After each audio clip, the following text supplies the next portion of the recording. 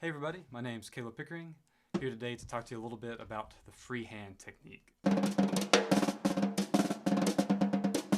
Well, I never thought I'd be making this kind of video.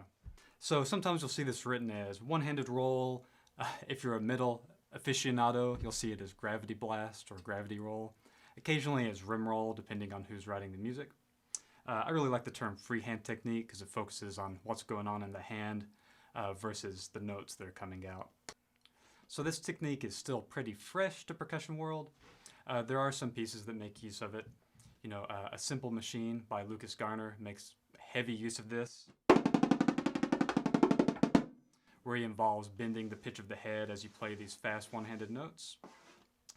My collection, Heavy Binary, from Sea Island Publications, uses it pretty extensively as well as an older solo called Scherzo for snare drum, out of the 2010 Mass Chap snare drum collection by Casey Cangelosi. That piece also has, I think, 2 or 3 bars in the middle that make use of a one-handed roll while you switch from tip to butt of each stick. So the technique itself is fairly easy to grasp, no pun intended. So all you're going to do is use your normal fulcrum. For me, I really like to use the 3-point, first finger, middle finger, thumb to control everything. The back fingers are just there for some support. But instead of initiating it from the wrist, like we would do a normal stroke for the most part, we're just going to lift our arms straight up, kind of like we would be playing a fast roll where it's all fulcrum and we pump our arms. Going to lift our arms straight up and come straight down. And as we're going down, we'll hit the head and the rim at the same time.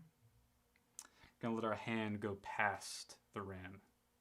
So we should end up looking something like this, with our hand below the rim and the stick angled up at, 45, 60 degree angle. And now we get a free note when we just lift our arm back up, as long as you're not pinching too hard.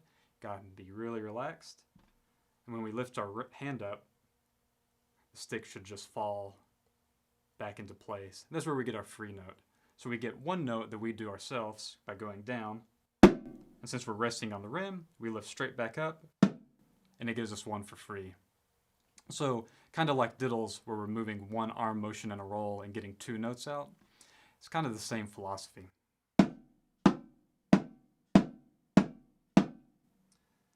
Nothing to do with fingers. No real finger support at all. The fulcrum is shifted onto the rim.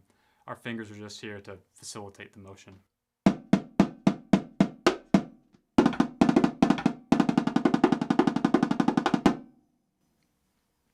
So some techniques I like to do, some exercises. Anything that's grouped into odd numbers plus a release.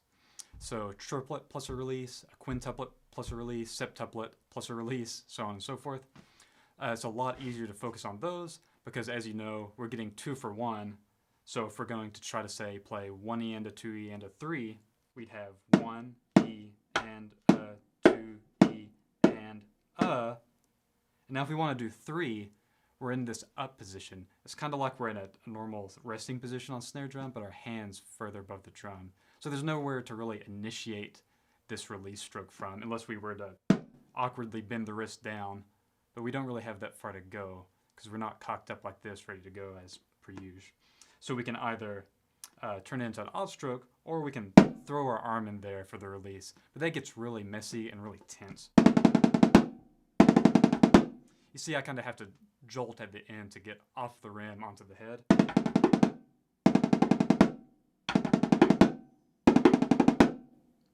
When you do odd groups plus a release, it makes it really easy because the release note is your upstroke. So take decadadum, 1 lolly 2, 3 lolly 4. Just like that.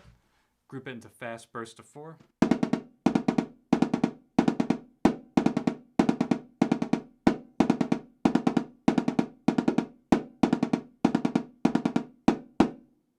Just like that. You can do the same thing with quintuplets. Takadimi ta-ta, takadimi ta-ta. 7s. Takadimi ta-ta-ta. And of course, you can always put just straight 16th notes in and use your other hand as a release note.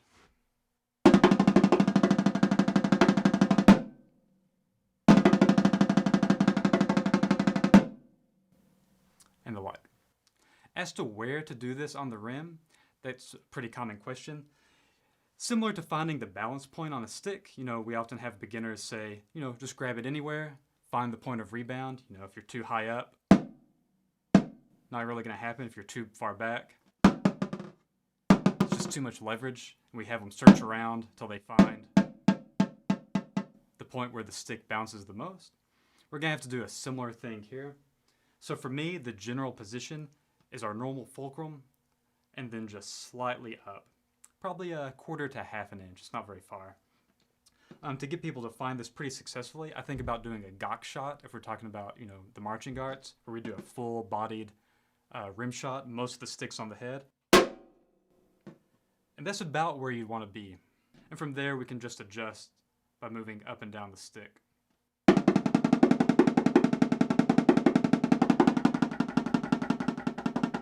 Doesn't really work there. Too much leverage, move back.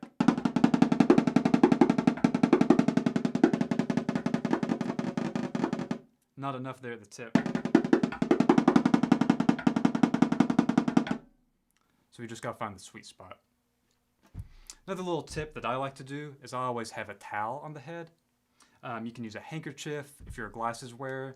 I prefer the microfiber cloth. It's about the same weight, and in a pinch I can use it to, clean sweat or anything off my glasses if I'm at some sort of orchestra concert or anything like that. So I like the cloth because without it, you're going to get a lot of that rim sound. You can probably hear it a little bit even through this cloth because this one is pretty worn in. You can see the divot of the rim from where I've been playing on it for a long time. But if you don't have a cloth, you get a lot of that metal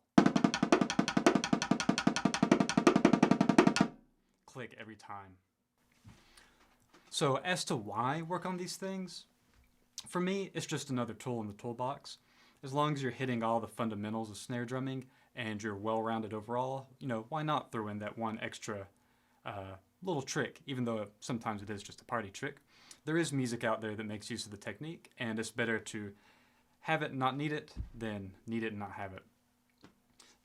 So this isn't going to be some technique that you're going to start bringing into, say, your college or orchestral auditions playing, Scheherazade.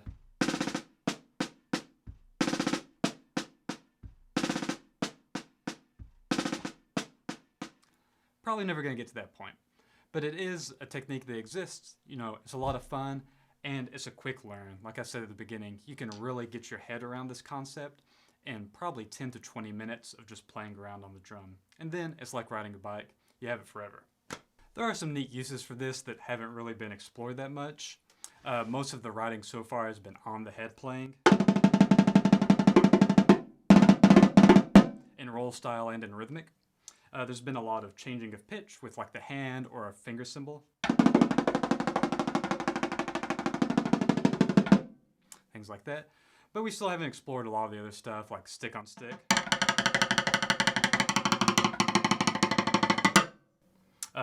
Substitute kind of a woodblock sound.